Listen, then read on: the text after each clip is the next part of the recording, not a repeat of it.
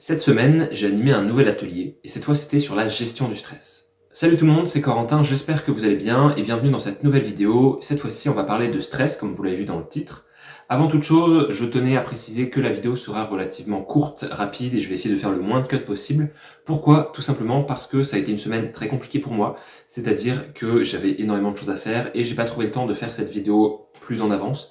Donc actuellement, je la tourne la veille de la poster, tout simplement, on est samedi actuellement. Et c'est pour ça qu'il faut vraiment, pour optimiser mon temps, que je fasse quelque chose de rapide, de clair. Donc peut-être que par la suite, je referai d'autres vidéos sur le thème du stress, c'est même très probable, mais pour le moment, celle-ci va être très expéditive et je vais essayer de vous apporter le maximum de valeur en un minimum de temps. La toute première chose que je voudrais vous partager par rapport au stress, c'est que le stress n'est pas quelque chose de négatif. J'ai envie de dire, c'est un peu comme une émotion, c'est-à-dire que ça révèle en fait un message transmis par notre organisme. Tout simplement, le stress, donc comme une émotion, comme l'exemple que je viens de donner juste avant, c'est notre corps qui nous parle tout simplement, qui nous dit là il y a quelque chose qui ne va pas. En général, c'est par réaction tout simplement à une situation qui nous met mal à l'aise ou qui nous effraie. Et du coup, se fermer au stress, ne plus l'écouter du tout ou essayer de le faire disparaître de son corps, c'est contre-productif et ça nous nuit énormément. C'est pour ça que c'est très important de pas du tout être dans une position de je vais enlever tout le stress de ma vie et je ne serai plus jamais stressé, mais au contraire de se dire je vais apprendre à gérer mon stress. Parce que le stress, comme plein d'autres choses dans la vie, ça a quand même du bon. Il y a une sorte de bon et de mauvais stress, je vais pas trop revenir là-dessus, mais ce que je veux dire, c'est que c'est juste une information en fait. Le stress, c'est quelque chose d'objectif qui nous arrive dessus, avec bien sûr son lot de symptômes et de particularités qui nous atteignent, mais après, c'est à nous de savoir gérer ça et de savoir réagir en conséquence sur quel comportement adopter pour avoir voilà, justement la meilleure réaction à cette réaction physiologique qui nous arrive et qui nous prévient, qui nous donne une information. Je voulais partager avec vous 3 états de stress qu'on retrouve au naturel, j'ai presque envie de dire, chez les animaux tout simplement. Ces 3 états de stress qui sont la fuite, l'attaque, donc le combat, il y a différentes formulations, et l'inhibition.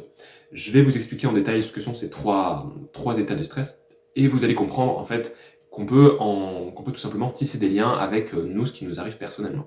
Donc le premier état de stress, comme je le disais, c'est la fuite et c'est tout simplement, si on prend l'état d'un animal, le fait de, voilà, on est stressé, on a envie de fuir, on a envie de s'échapper, ça peut être voilà, la libération d'une certaine adrénaline dans notre corps pour nous préparer au danger.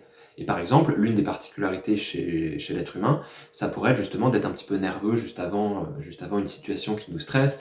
Donc voilà, un petit peu trembler, avoir, vous savez, la jambe qui gigote un petit peu, être vraiment prêt presque à s'enfuir, avoir un petit peu trop d'énergie et ne pas vouloir être là du tout.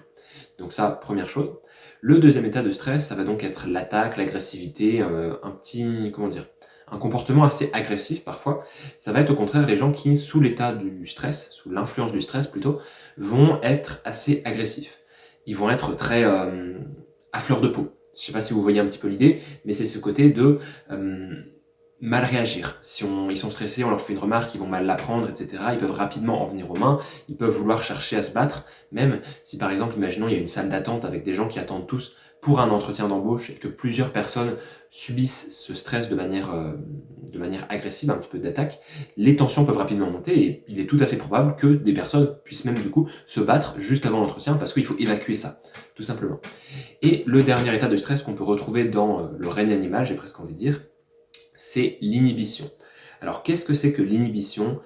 C'est le fait tout simplement de chercher en fait à, j'ai presque envie de dire, faire le mort. Je ne sais pas si vous avez cette image des chèvres, mais qui face à un bruit trop fort ou quelque chose qui va d'un coup les stresser, elles tombent toutes inanimées, comme si elles tombaient dans les pommes tout simplement. Et en gros, cet état d'inhibition, c'est le fait, j'ai envie de dire, c'est presque un réflexe de notre corps qui va tomber direct pour faire le mort. Comme ça, s'il y a un prédateur qui arrive, il nous prend pour mort et il va pas, entre guillemets, vouloir nous manger pour et ainsi nous tuer. Je ne sais pas si c'était bien expliqué, mais j'espère en tout cas. Et du coup, cet état d'inhibition, comment est-ce qu'on le retrouve chez l'être humain? Ça va être un petit peu plus cet aspect de on est mal. C'est-à-dire, avant l'épreuve qui nous stresse, par exemple, on est nauséeux, on a des petits vertiges, on a l'impression qu'on va tomber dans les pommes, on a le teint blafard, on est vraiment presque au bout de notre vie et on a envie que d'une seule chose, c'est s'effondrer et ne pas penser à ce qui va nous arriver. Donc voilà. Là, c'est 3 états de stress qui, du coup, comme je le disais, sont représentatifs du règne animal, qu'on peut retrouver donc à différents degrés chez certains animaux et qu'on peut retrouver aussi du coup chez l'être humain. Et qu'est-ce que je veux dire avec ceci? C'est que on voit tout à fait qu'il n'y a pas que l'homme en fait qui stresse. L'homme avec un grand H, je précise. Il n'y a pas que l'homme qui stresse, c'est vraiment le stress ou l'appréhension d'un événement qui nous effraie. C'est propre à tout le monde, à tout l'être vivant en lui-même. Même les végétaux peuvent stresser. Et je trouvais ça super important de vous le partager. Et encore une fois, voilà, j'ai envie de dire que c'est un réflexe instinctif qui nous vient depuis, je vais pas dire la nuit des temps, mais qui nous vient depuis très très très très longtemps, pour justement nous défendre. Et donc ces 3 états de stress nous révèlent qu'on n'est pas les seuls touchés, les animaux subissent aussi ce stress à différents niveaux, bien évidemment, avec leurs réactions qui leur sont propres, mais dans un certain sens, je pense qu'il ne faut pas culpabiliser d'avoir du stress. C'est la vie, c'est comme ça, c'est la nature qui a fait en sorte qu'on ait du stress pour une situation, parce que je pense aussi que si l'être humain ne connaissait absolument pas le stress, eh ben, il mourrait aussi beaucoup plus facilement, parce que sans stress, il serait peut-être beaucoup plus audacieux, beaucoup plus dangereux vis-à-vis de ses semblables. Et à ce titre, le stress, dans un certain sens, c'est bénéfique parce que ça permet peut-être de prolonger notre vie. On arrive à la fin de cette vidéo. Comme je l'ai dit au début, je referai peut-être une vidéo un peu plus détaillée sur le stress, un peu plus peut-être poussée. Comme là, vous avez dû le remarquer, je parle quand même relativement vite et je balance des idées assez rapidement. Mais voilà, comme je le disais, c'est vraiment que c'est une semaine assez compliquée pour moi et j'ai pas vraiment le temps de passer des heures sur un montage alors que j'ai aussi plein de trucs à faire à côté. J'espère que cette vidéo vous aura plu. Si c'était le cas, n'hésitez pas à la liker, à la partager et même à vous abonner, ça soutient énormément la chaîne. Et puis on se dit donc à dimanche prochain pour une nouvelle vidéo. D'ici là, portez-vous bien. Salut tout le monde, c'était Corentin.